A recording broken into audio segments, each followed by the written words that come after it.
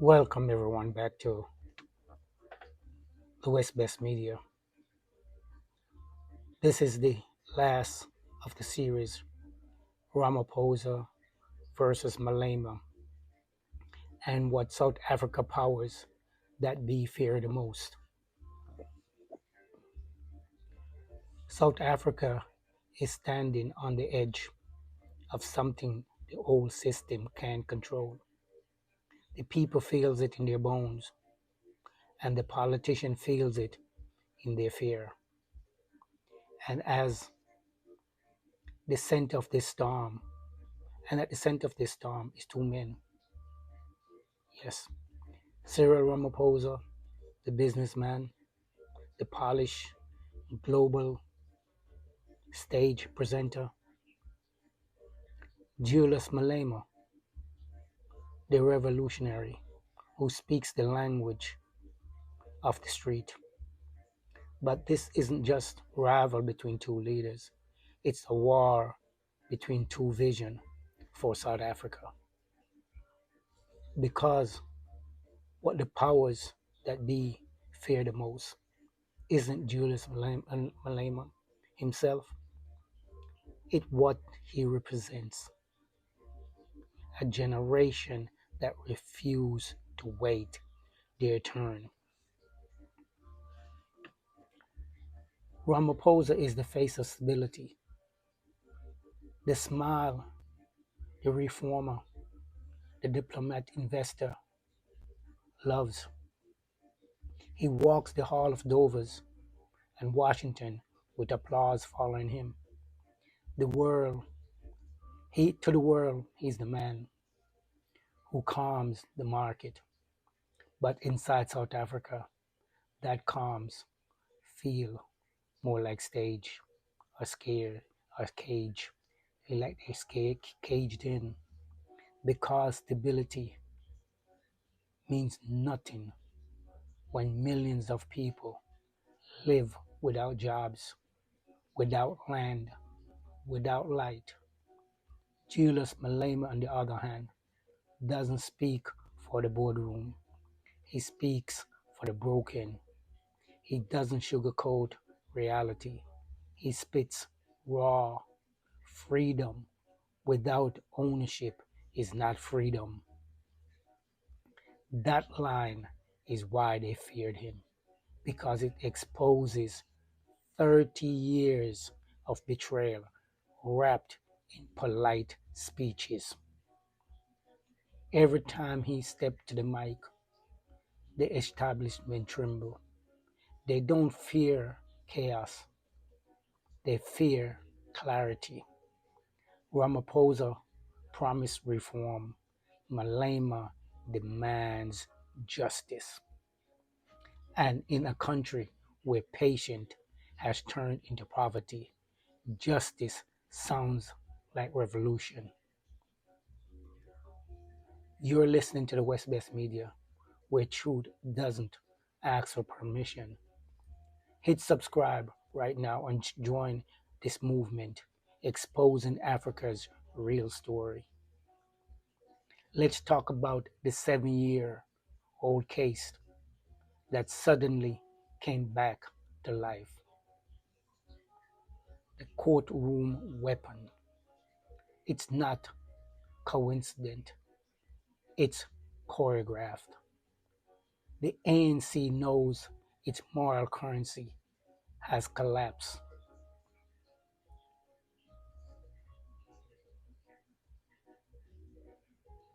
Corruption, scandals, rollbacks, and youth unemployment have, have stripped it bare. The EFF is growing. The people are restless. And when you can't beat a man in debate, you buried him in court dates. They're trying to destroy. They're not trying to destroy Malema. Nope. They're trying to delay him, delay his campaign, delay his momentum, delay the inevitability. Because momentum scares them. more than militants. You can lock a man away, but you can't jail an idea whose time has come. But the real story isn't just in parliament or the courtroom. It's in the boardroom that's above them. The hidden hands. Every nation has a shadow government, the powers behind politics. In South Africa, that power doesn't wear camouflage. It wears suits. The businessman, the mining mogul, the mining maggots,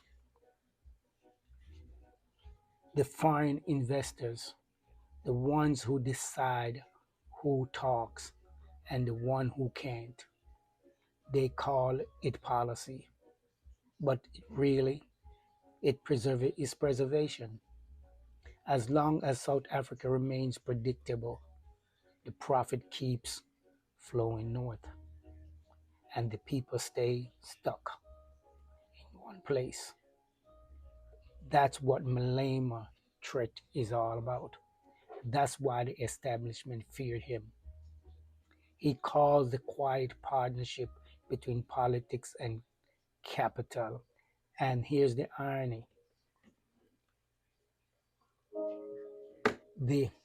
the irony. The same Ramaphosa who once negotiated the end of apartheid now protect the system left behind. Because the real economy in South Africa is still designed for extraction, not inclusion. The West praises Ramaphosa because he speaks the language, excuse me, he speaks the language of investors' confidence. The West loves that. Malema speaks the language of confidence, and that's the dialect they don't understand. If this message speaks to you, share this episode right now. What's happening in South Africa isn't isolated, and it isn't an isolated struggle. It's part of the African awakening, the Africa and its diaspora. Here's what they really fear.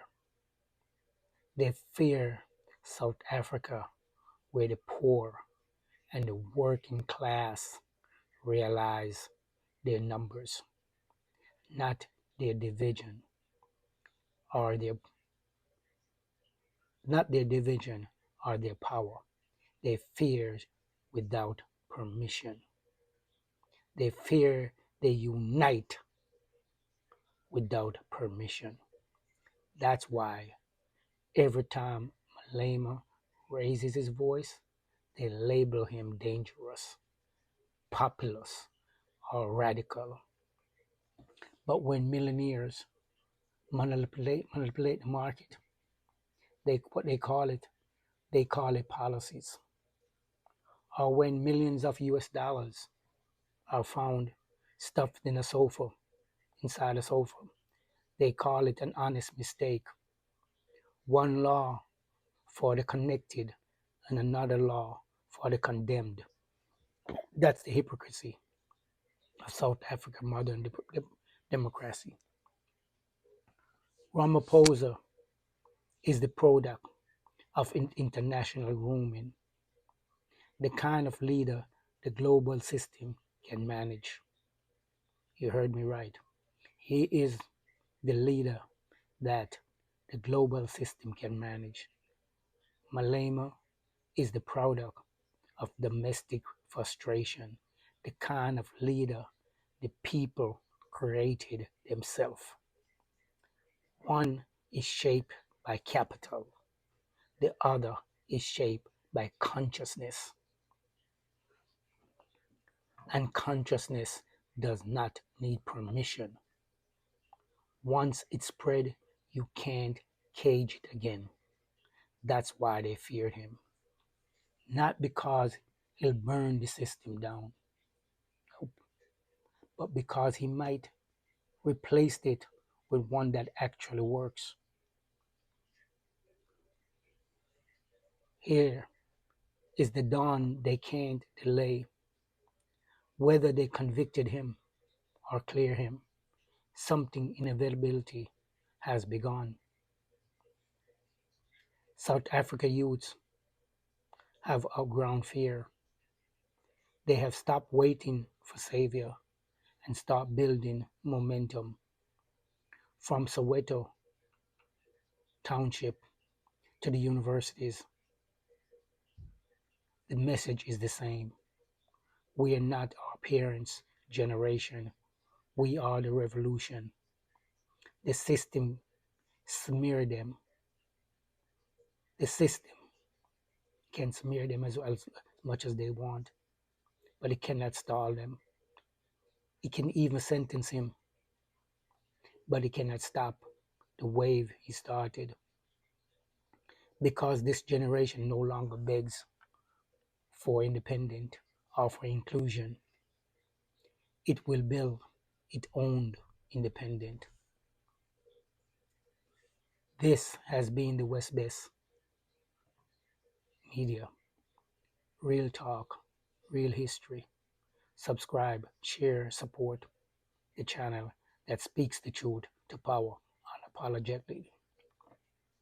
And for those of you who want to dig deeper, my upcoming book, Africa Rise, Babylon Fall, explore these same struggles across the continent and across the diaspora, from South Africa politics awaken to the Sahel rebellion, to the Caribbean, to the diaspora, the story of Africa and Africans reclaiming its voice. Stay tuned. When it drops, you'll be the first to know. This has been the West Best Media, where Africa speaks for itself. One love, peace, and joy. Have a blessed day.